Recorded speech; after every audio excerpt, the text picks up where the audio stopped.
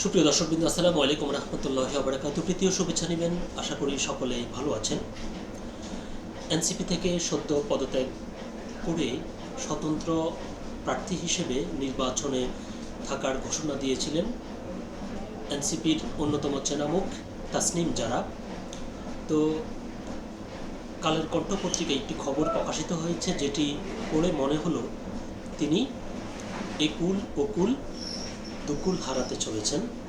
শেষ পর্যন্ত তিনি নির্বাচনী মাঠে থাকতে পারবেন কিনা তা নিয়ে যথেষ্ট সংশয় দেখা দিয়েছে। তো কেন এমনটা হলো, কালের কণ্ঠ পত্রিকায় কি বলছে, চলুন দেখি খবরটির বিস্তারিত।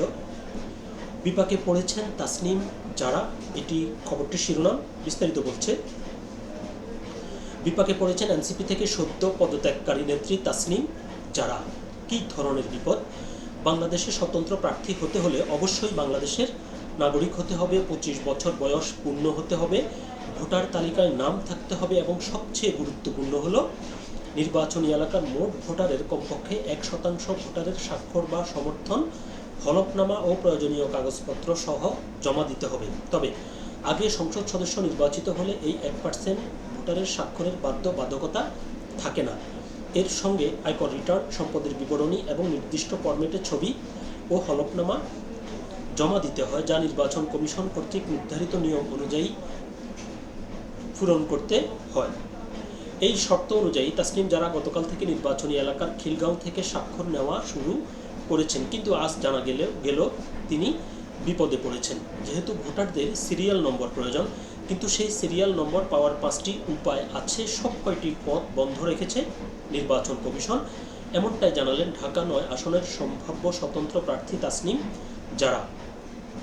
তাসনিম জারা বলেন, ভোটার নম্বর লাগবে, কিন্তু নির্বাচন কমিশন কোনো উপায় রাখেনি যে ভোটার নম্বর পাওয়া যাবে। 5 উপায়ে ভোটার নম্বর পাওয়া যাবে। এক হলো SMS করে অনলাইনে ভোটার নম্বর পাওয়া যাবে, কল করে ভোটার নম্বর পাওয়া যাবে, QR কোড ব্যবহার করে পাওয়া যাবে। তো 5টি উপায়ে ভোটার নম্বর পাওয়া যায়, কিন্তু একটি উপায়ও কার্যকর নয়। তিনি বলেন, ওয়েবসাইটের সার্ভার ডাউন, আমি স্বতন্ত্র প্রার্থী হব, এই ক্ষেত্রে ভোটার নম্বর লাগবে, কিন্তু ভোটার নম্বর পাওয়া যাচ্ছে না, একদম অসম্ভব করে রাখা হয়েছে।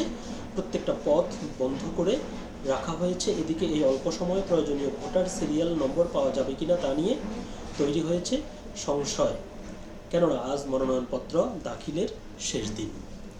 তো তাসনিম জারার অবস্থা দেখে অর্থাৎ মনে পড়ছে যে পরীক্ষা শুরু হয়ে গেছে, কিন্তু একজন পরীক্ষার্থী তার সিট নাম্বার পাচ্ছে না, এজন্য তাকে এই হল থেকে ওই হলে দৌড়াদৌড়ি করে তার সিট বের করতে হচ্ছে।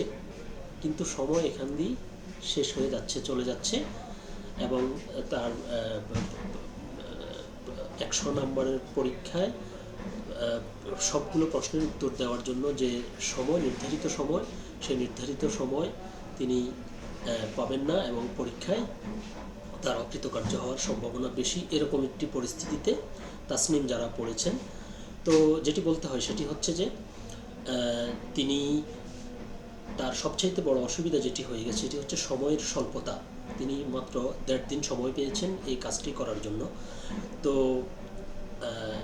এখন দেখার বিষয় যে তিনি নির্বাচন কমিশনের বিরুদ্ধে যে অভিযোগ করছেন, যদি সেরকম কিছু হয়ে থাকে তাহলে তিনি আদালতেও যাওয়ার সুযোগ রয়েছে। তবে তিনি সে পথে হাঁটবেন কিনা কিংবা নাকি তিনি কি করেন, হয়তো আমরা শেষ পর্যন্ত আরও পরে আমরা জানতে পারবো। তো সকলে ভালো থাকবেন, সুস্থ থাকবেন, আল্লাহ হাফেজ।